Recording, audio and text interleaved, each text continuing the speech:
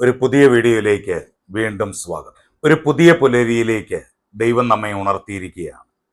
ഈ ദിവസം നിങ്ങളുടെ ജീവിതത്തിൽ എത്രത്തോളം പ്രധാനപ്പെട്ടതാണ്. ഇന്ന് നിങ്ങൾ പലവിധ ചിന്തകളോടെ ആയിരിക്കാം നിങ്ങളുടെ കിടക്കയിൽ നിന്ന് എഴുന്നേറ്റത്. ചിലപ്പോൾ ഇന്ന് നിങ്ങൾക്ക് വളരെ പ്രധാനപ്പെട്ട ഒരു യാത്രയുണ്ടാകാം. അത് ഒരു പുതിയ ജോലിക്ക് വേണ്ടിയുള്ള ദൂരയാത്രയാകാം.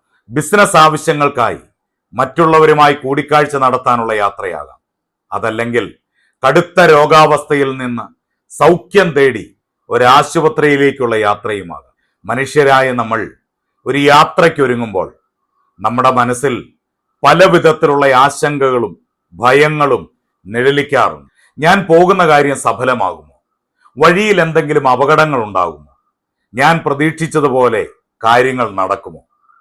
എന്നിങ്ങനെ 100,000 ചോദ്യങ്ങൾ നമ്മുടെ ഉള്ളിൽ അലയടിക്കാറുണ്ട്. ഒരുപക്ഷെ ആരും സഹായത്തിനില്ലാതെ പൂർണ്ണമായും ഒറ്റപ്പെട്ട അവസ്ഥയിലാണ് നിങ്ങളെങ്കിൽ ഈ ഭയം ഇരട്ടിയാവും. എന്നാൽ ഈ പ്രഭാതത്തിൽ നിങ്ങളുടെ ഈ യാത്രയുടെ തുടക്കത്തിൽ ദൈവത്തിന്റെ വചനം നിങ്ങളോട് വളരെ വ്യക്തമായി ഒരു കാര്യം സംസാരിക്കാൻ ആഗ്രഹിക്കുന്നു. നിങ്ങൾ പോകുന്ന വഴിയിൽ നിങ്ങൾ തനിച്ചല്ല. നിങ്ങളുടെ ഇന്നത്തെ യാത്രയിൽ പ്രപഞ്ചനാഥനായ ദൈവം നിങ്ങളുടെ കൂടെയുണ്ട്. ഈ പ്രപഞ്ചത്തെ മുഴുവൻ തന്റെ കൈവെള്ളയിൽ താങ്ങി നിർത്തുന്ന സർവശക്തനായ ദൈവം നിങ്ങളുടെ കൂടെ ഉണ്ടെങ്കിൽ പിന്നെ നിങ്ങൾ എന്തിനെയാണ് ഭയപ്പെടേണ്ടത്? മനുഷ്യർ നിങ്ങളെ കൈവിട്ടേക്കാം, നിങ്ങളുടെ കൂട്ടുകാർ നിങ്ങളെ തനിച്ചാക്കിയേക്കാം. എന്നാൽ നിങ്ങളെ പേര് ചൊല്ലി വിളിച്ച ദൈവത്തിന്റെ കാവൽ നിങ്ങളുടെ മേൽ എപ്പോഴും ഉണ്ടാകും. ഈ വീഡിയോയിലൂടെ നാം ഇന്ന് ചിന്തിക്കാൻ പോകുന്നത് നമ്മുടെ ദൈനംദിന യാത്രകളിൽ ദൈവത്തിന്റെ സാന്നിധ്യം എത്രമാത്രം ശക്തമാണെന്നും ബൈബിൾ വചനങ്ങളുടെ അടിസ്ഥാനത്തിൽ നമുക്ക് എങ്ങനെ ഭയമില്ലാതെ മുൻപോട്ട് പോകാമെന്നുമാണ് നാം ചിന്തിക്കാൻ പോകുന്നത്. നിങ്ങളുടെ ഹൃദയം അസ്വസ്ഥമാണെങ്കിൽ, ഭയപ്പെട്ടിരിക്കുകയാണെങ്കിൽ ഈ വചനങ്ങൾ നിങ്ങളെ ഉറപ്പിക്കട്ടെ. വരും മിനിറ്റുകളിൽ നാം കേൾക്കാൻ പോകുന്ന ദൈവത്തിന്റെ വചനം നിങ്ങളുടെ യാത്രയെ അനുഗ്രഹമാക്കി മാറ്റും. പ്രാർത്ഥനയോടെ വിശ്വാസത്തോടെ നമുക്ക് ദൈവവചന ചിന്തയിലേക്ക് പ്രവേശിക്കാം. നമ്മുടെ ദൈവത്തിന്റെ ഏറ്റവും വലിയ പ്രത്യേകത എന്താണെന്നറിയാമോ? അവൻ നമ്മെ വഴി നടത്തുന്ന ദൈവം മാത്രമല്ല, നമുക്ക് മുൻപായി നടക്കുന്ന ദൈവം കൂടെയാണ്. വിശുദ്ധ ബൈബിളിൽ ആവർത്തന പുസ്തകം 31-ാം അധ്യായം 8-ാം വാക്യം നമുക്ക് പ്രത്യാശ നൽകുന്ന വലിയൊരു വാഗ്ദത്തമാണ്.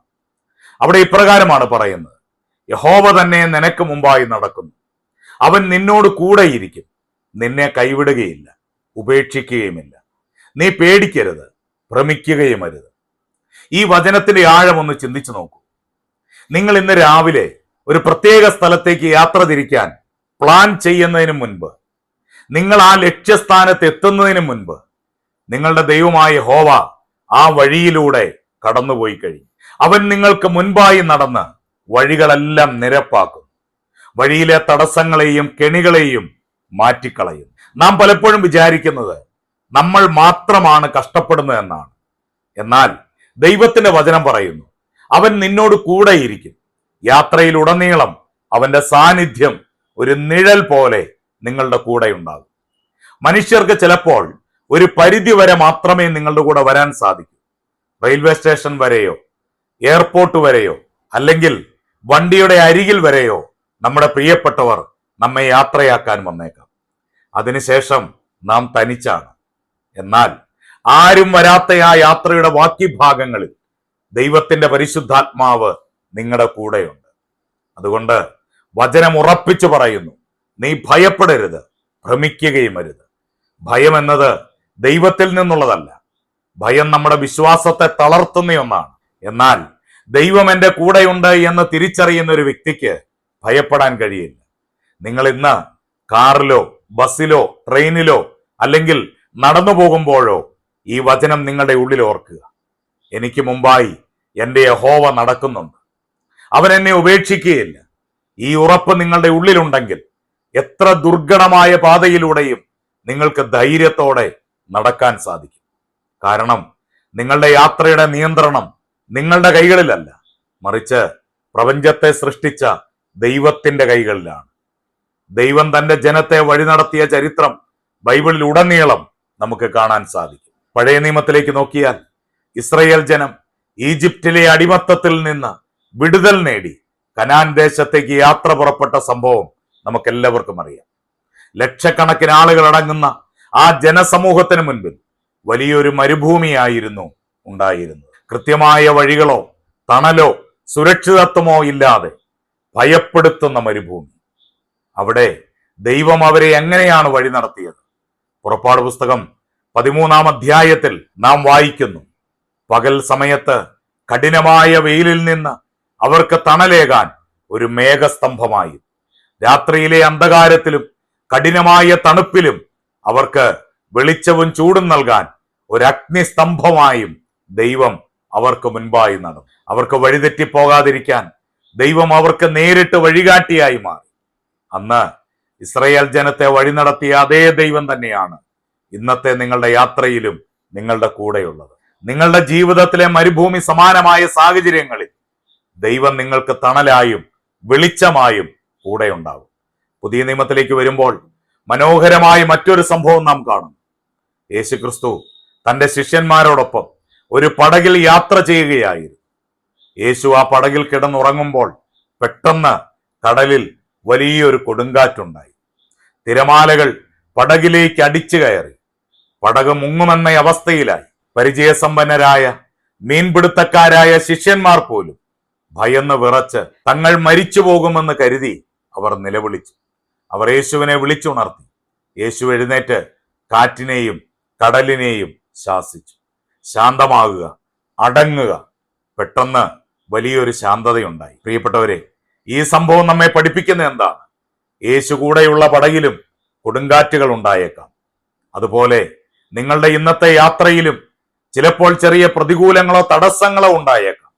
വണ്ടി വൈകിയേക്കാം, വിചാരിച്ച കാര്യങ്ങൾക്ക് താമസം നേരിട്ടേക്കാം. എന്നാൽ ഓർക്കുക, നിങ്ങളുടെ ജീവിതമാകുന്ന പടകിൽ യേശുവുണ്ട്. യേശു കൂടെയുള്ളതിനാൽ ആ പടക് ഒരിക്കലും മുങ്ങിപ്പോകില്ല. പ്രതികൂലങ്ങൾ വരുമ്പോൾ ഭയപ്പെടാതെ നിങ്ങളുടെ കൂടെയുള്ള യേശുവിനോട് പ്രാർത്ഥിക്കുക. യേശു സാഹചര്യങ്ങളെ ശാന്തമാക്കാൻ ശക്തനാണ്. ദൈവം കൂടെയുണ്ട് എന്ന ഈ വലിയ സത്യം നമ്മുടെ നിത്യജീവിതത്തിൽ നമ്മൾ എങ്ങനെയാണ് പ്രായോഗികമാക്കേണ്ടത്? അതിനായി നാം ചെയ്യേണ്ട ചില കാര്യങ്ങളുണ്ട്. ആദ്യമായി, നിങ്ങളുടെ യാത്ര ആരംഭിക്കുന്നതിന് മുൻപ് പൂർണ്ണ ഹൃദയത്തോടെ ദൈവത്തോട് പ്രാർത്ഥിക്കുക. നിങ്ങളുടെ യാത്രയുടെ എല്ലാ വിവരങ്ങളും ദൈവത്തോട് പറയുക. കർത്താവേ, ഞാൻ ഇന്ന കാര്യത്തിനായി പുറപ്പെടുകയാണ്, അങ്ങയുടെ സാന്നിധ്യം എൻ്റെ കൂടെ ഉണ്ടാകണം. ഇങ്ങനെ നിങ്ങൾ ലളിതമായി പ്രാർത്ഥിക്കുക. 121-ാം സങ്കീർത്തനം 8-ാം വാക്യത്തിൽ മനോഹരമായ ഒരു വാഗ്ദത്തമുണ്ട്. യഹോവ നിന്റെ ഗമനത്തെയും ആഗമനത്തെയും ഇന്നു മുതൽ എന്നേക്കും പരിപാലിക്കും. നിങ്ങളുടെ പോക്കിലും നിങ്ങളുടെ വരവിലും ദൈവത്തിന്റെ പരിപാലനം ഉറപ്പാക്കാൻ ഈ പ്രാർത്ഥനയ്ക്ക് സാധിക്കും.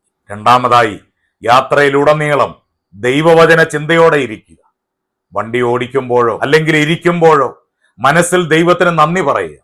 അനാവശ്യമായ ഭയങ്ങൾ നിങ്ങളുടെ മനസ്സിലേക്ക് കടന്നു വരുമ്പോൾ വചനങ്ങൾ ഉറക്കെ പ്രഖ്യാപിക്കുക. എൻ്റെ ദൈവം എനിക്ക് മുമ്പായി നടക്കുന്നു, ഞാൻ ഭയപ്പെടുകയില്ല എന്ന് നിങ്ങളുടെ മനസ്സിനോട് തന്നെ നിങ്ങൾ പറയുക.